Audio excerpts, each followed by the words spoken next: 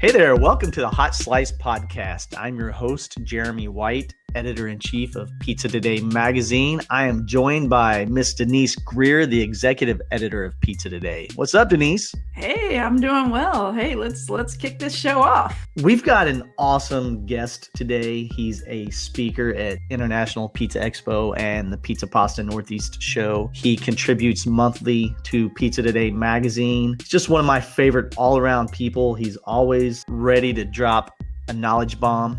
He's just so much fun to talk to. Mr. Mike Bausch from Andolini's Pizza in Tulsa, Oklahoma. Denise, what's your first memory of Mike? I met Mike probably early on, maybe my first Pizza Expo 9 years ago. And I just remember sitting in on it wasn't on a session, but I talked to him and he was like, oh, you're new. Let me tell you about the industry. Let me share this. And he's so willing to give. And he taught me so much in my early days about the industry.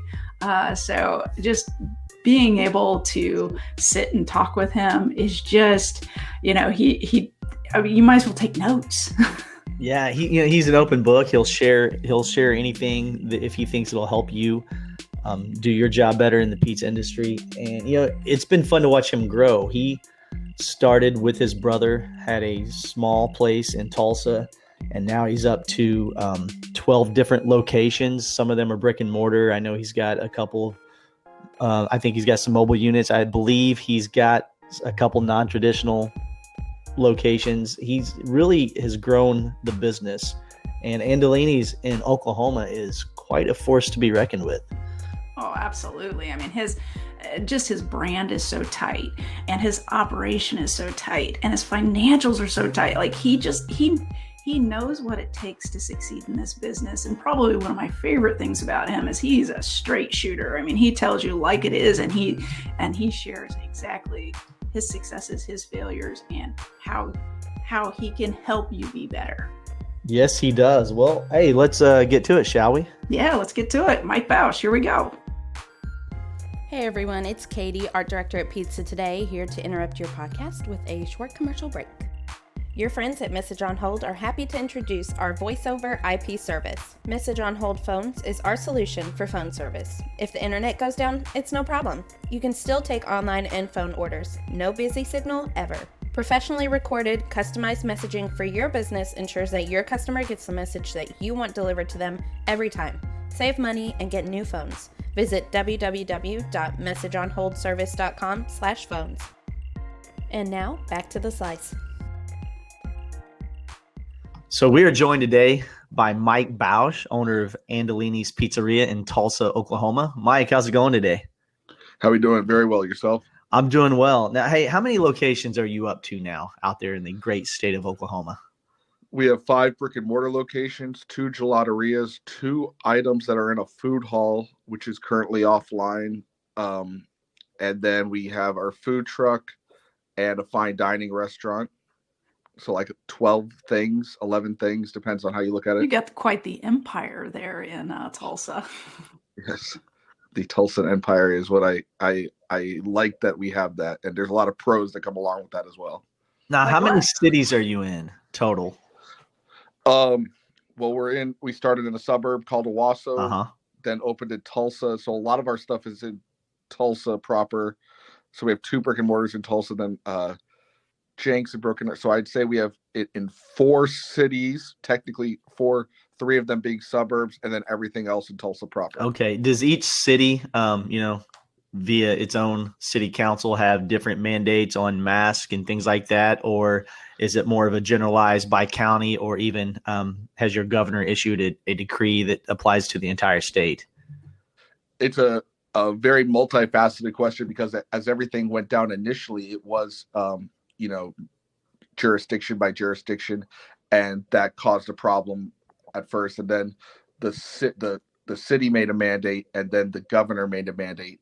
And then they all got together and said, hey, let's just follow the state's lead, because it doesn't make much sense to be 10 minutes away from a restaurant that can do one thing and another restaurant that can do another thing. So it was a self-defeating notion. So then the governor opened everything up again in really early April. and we waited till I apologize. On May 1st, they opened up everything, and then by May 15th, we had reopened all of our sites to having dine-in, but with barriers because it had 6 feet of distance. And then the city by city started saying, well, are we going to put a mask ordinance in? And Tulsa did that officially as of yesterday, but my suburbs technically do not have a mask ordinance as of today.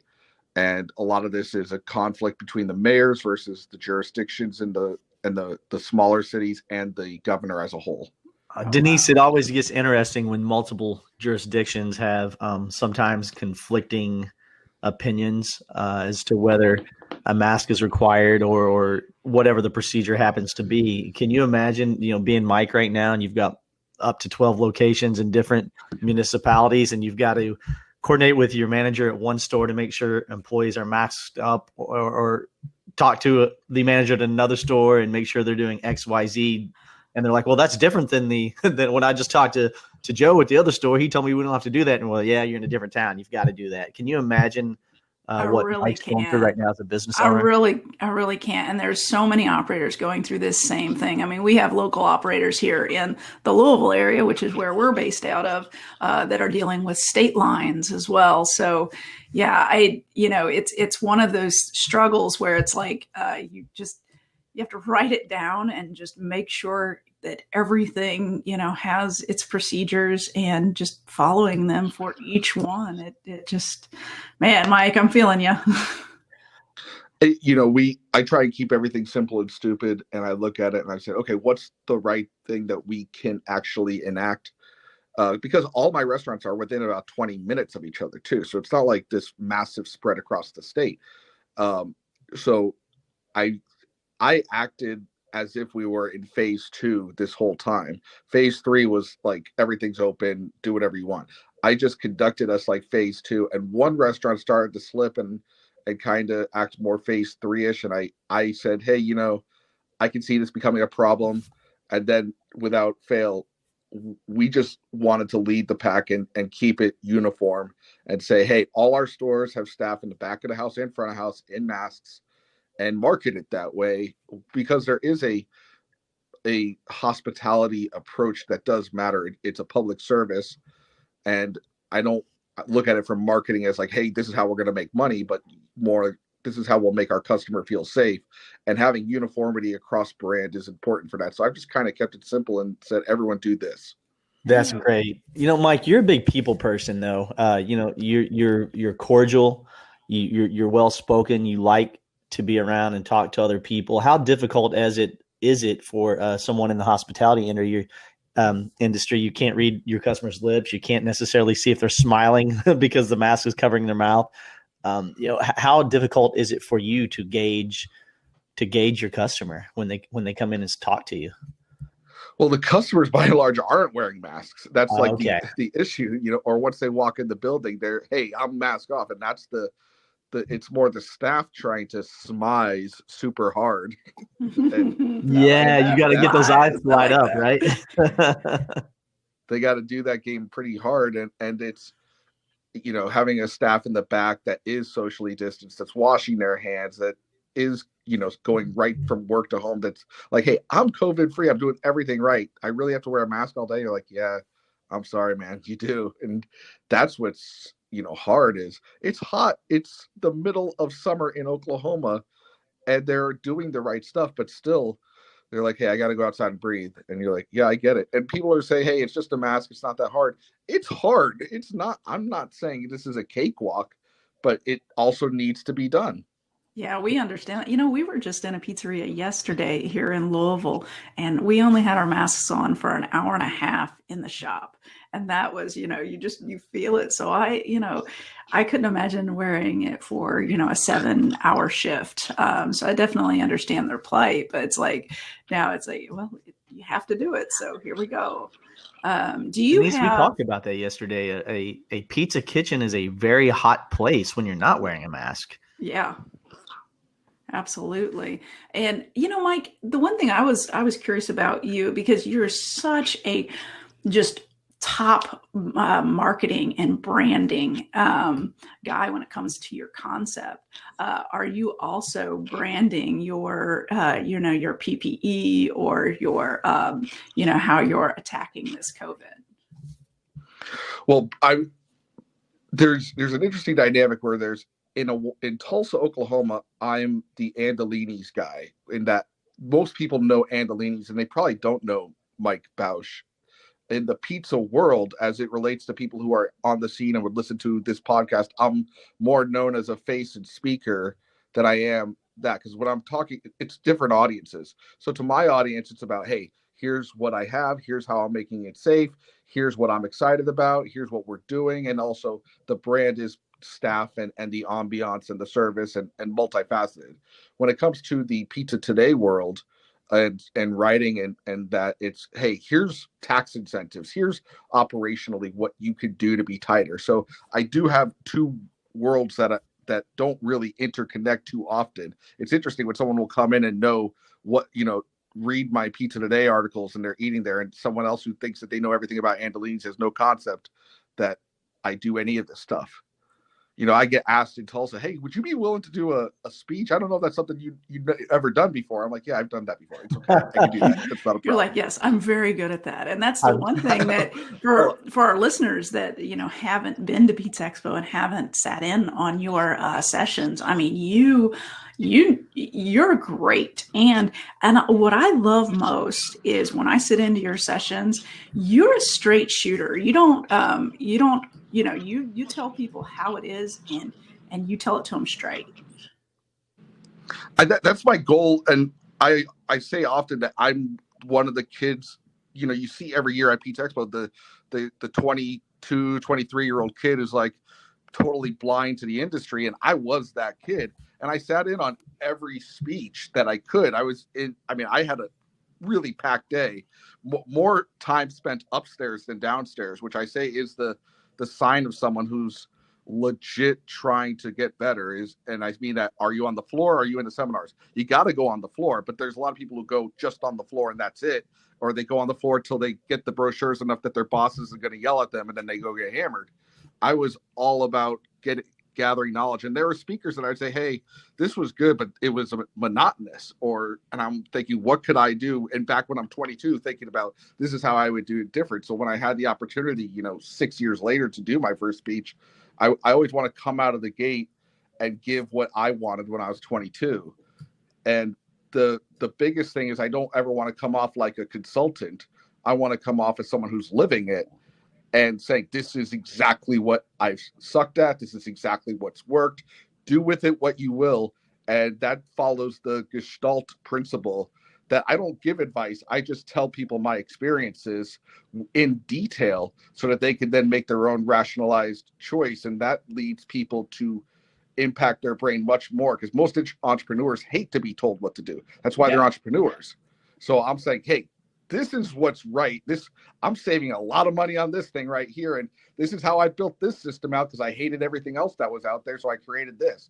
And then I'm getting, I come home from Pizza Expo and I have at least 200 emails. It's not just hyperbole, saying, hey, do you have this sheet? Do you have that thing? The thing that you had in the seminar, could you send me that? And I'm like, yeah, sure. No problem.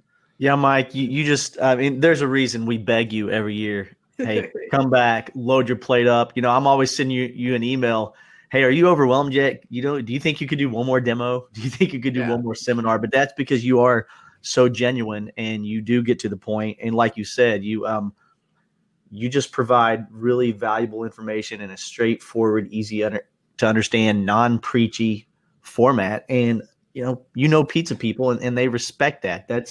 That's who we are as a tribe, and that's how our minds operate. And don't stand there and preach at me, bro, but tell me what worked, and I'll put it into play. That's the thinking of our people, and you seem to really, really nail that every time out. So thank you for all you do for the shows, man. We really appreciate it. Right on. I dig doing it too. I have this theory that is counter to what existed, I think, before 2000, and it does piggyback on Tony Gimignani, who just gives every recipe out, and was the only guy when I called a bunch of people. I was like, I'm so lost, that took the time to answer my calls, and that didn't hurt him. His school and giving, here's what we do has never hurt him. It's only taken the industry up. The thought of having a pizza restaurant that had multiple styles of pizza, seeing that was like watching someone walk on the moon. It was like watching Tony Alva get out of the bowl on the first skateboard that ever left a vert ramp. Just this insane amount of, oh my God, you can do that. And he's never been hurt from doing it. So I just give it out there, and I've never gotten anything bad back in return. So that's amazing. That's how this industry has operated for, as you said, quite some time now. And it's always interesting to watch. I talk to friends in other industries, and no one's very forthcoming. No one wants to share information. They all think they've got this special trick up their sleeve that no one else knows, and that if they let that cat out of the bag, that suddenly, they'll get passed by. And in the pizza industry, it's not like that. Like you said, Tony G will give out his best recipe, his top selling recipe. He'll just give it out. He doesn't care. You give out information freely. So many of people in the industry do that, and that's what makes it special and what makes it unique. Hey everyone, it's Katie, art director at Pizza Today, here to interrupt your podcast with a short commercial break. For over 32 years, the multi-award-winning PDQ POS system has consistently been a top-rated point-of-sale system for pizzerias, delivery, and quick service. With built-in and seamless integrations to all top-tier third-party platforms, native online ordering and rewards, contactless POS functionality, and a delivery toolkit app that enhances all aspects of delivery, PDQ POS will help your restaurant achieve sustained growth while saving time, effort, and costs. Learn more today at pdqpos.com or call 877-968-6430. That's 877-968-6430. Performance Food Service is proud to deliver high-quality products, innovative technology, and custom operational solutions to restaurants of all sizes across the country. The flagship division of Performance Food Group, with deep roots in the restaurant industry, Performance Food Service has been the exclusive distributor of the Roma family of brands for more than 65 years. This signature relationship has allowed Performance Food Service to become a leader in the pizza and Italian segment of food service nationwide. And now, back to the slides. Mike, with everybody, with so many people reaching out to you, what's probably the most common, or maybe the couple most common things that people reach out to you for knowledge about, that you can kind of, share with us, and maybe head them off before they ask the question? In general, especially the last 3 years, it's how do I get and maintain employees? That's the biggest one. That's the overall restaurant problem that exists. In the last 6 months, it's been, how should I handle the PR, or how should I approach this on social media? Whether it's customers trying to mask shame, and the very real situation with race relations in America. I had a lot of operators asking me like, hey, should I send out an email about that we support, multiracial integration of staff. And my go-to reaction was, make sure your house is in order first before you do that, because it'll look like lip service if you have a very homogeneous group of managers and you don't live what you preach, and then you put it out there, you'll look like a hypocrite. And there's nothing that Americans hate more than hypocrisy. Yeah. So that was my advice there. In general, for staff and how to maintain staff, the approach of 2005 to 2010 was, here's a test, fill out this long thing, come on site, fill out an application, and then we'll call you back maybe. And now that's just not applicable. You have to be the easiest, most accessible online portal for applying. But conversely, people go too far and they spend a bunch of money on Monster or Glassdoor, and then they're not getting enough candidates. My win that I've seen as of late has been letting people apply on Facebook, because every single entry-level employee, or at least 95% of them, will have a Facebook. You can target who you want there and then go through the applications. Sometimes it's already built for you. You don't need to spend a ton of effort. Just let these portals do their thing. Mike, what's employee turnover like at Andolini's? Obviously, in the restaurant industry in general, if you're under 200%, you're doing okay. Yeah. What's your turnover like, and what methodologies do you utilize to keep good people in their jobs and not leaving Andolini's? Yeah, this year is obviously an anomaly, Sure. but in general, I like to keep it in the 20. On managers, I want to keep it in the 20% and under. Wow. On entry level employees, I want to keep it around 45% and under Wow. year over year, and we hit that metric. That's amazing. How do you hit that? I mean, you're well aware of the industry statistics. I mean, it's generally well over 100%, oftentimes up to 200%. So how are you making that happen? Is it better pay, or is it just not being a jerk and treating people with kindness? Is it that simple? It's a pretty multifaceted answer, but it's also simple. I mean, people say, okay, I threw money at them. Why aren't they happy? And there's much more to it than that. People have direct motivators. The direct motivator for someone might be monetary, but monetary means that they feel stability. So if it's someone has a bunch of kids, yeah, that's going to be a motivator, but they might be able to get money somewhere else. And that's always going to be a plight of the restaurant industry. So you have to establish stability in some other places. For high school age kids, what are they seeking the most? Acceptance. Acceptance, and especially in millennials and zennials, they're seeking a path that, hey, I am doing something with my life. I am not spinning my wheels right now. So by having other ways we're going to do a donation tonight. Would you like to be a part of it? Are you going? Where are you at in school right now? Where do you want to go? How can we help you get there? And that only occurs if the managers are doing evaluations on a pretty regular level, at least every 3 months, so that they always are on a path towards something, because apathy builds antipathy, and then antipathy leads to people leaving. Along with my managers, there's a lot of my managers that could easily get a job somewhere else that's higher paying. The way to keep them around, and it's not because I'm underpaying them, it's just I'm maxed out on, and don't get me wrong, I'm paying very well for my industry. They can, I believe highly in the concept of giftology. If I was to give someone, hey, here's $200, you did great this month, okay, cool. If I was to then look up on their Instagram, see that they're a Jimmy Buffett fan, in the past get them tickets for it, but if nothing else, go to eBay, spend all of 3 minutes of my life looking up rare Jimmy Buffett. Find something, boom, it's $150. I'm down saving $50, mind you, at this point. Wow. Signed Jimmy Buffett record from 1983, something like that. Hey, and then just have it on the desk at their office. And they're like, what is this? I'm like, I don't know. It must be for you.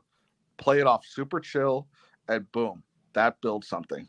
See, Denise, this is why Mike stands out. I'm not sure that many other people think that way. It's too easy to, hey, Denise, you did a great job. Here's a little $100 bonus on your check next week. It's too easy for a pizzeria operator to do that, but that's what makes Mike different. I mean, to go that extra step, and like you said, it takes all 3 minutes to stalk their Instagram, find what they're into. Oh, you're into skateboards, cool. Here's a super sweet skateboard. I mean, that's pretty cool, but I don't think most people think that way. And I think people listening to this are just going to get all kinds of great ideas from Mike, because he just thinks differently. He's just a different breed. I totally agree. And the whole idea of not lumping everyone into the same process or the same way you're going to deal with them, because they're all different, millennials, exennials, senior, whoever your staff is, that, they're all very different people. And if you want to treat them the same exact way, that's not going to work.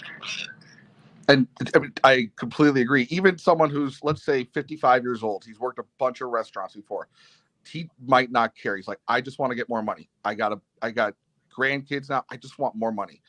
There's a place for that. I'm not disputing it, but what he also wants and probably hasn't received in his tenure as an employee is just respect. Yeah, just walking in, and that's the thing about every generation has their direct motivator, and that's as simple as that. Like, how are you doing? How are you feeling today? Well, and talking about something and appreciating their experience is something that they might not have felt in the past. There's so many simple ways to just key in and say, what is this person's direct motivator? And it's not simply what is right in front of you. Sometimes I think about this when it comes to problems and good things. If I had a leak in my kitchen coming from the ceiling, the thought is, okay, I have a leaky ceiling, but I don't know if that's coming from the chimney on the other side of the house, draining its way all across the house. Normally, we just think the problem or solution is right there, but it could be somewhere way on the other side of the house. And that could be in your restaurant as well. You have a bunch of managers that are unhappy. Well, we're not paying them enough. No, maybe it's because their direct supervisor isn't giving them the time of day, so they feel that they're not being listened to. And as a result of that, then they're acting out this way.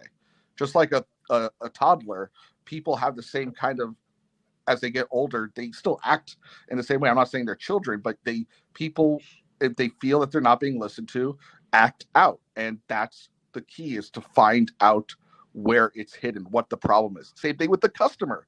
The customer is going to say, oh, hey, is everything great? It's fine. Great. It's fine is the worst word in the history of the restaurant industry. I agree.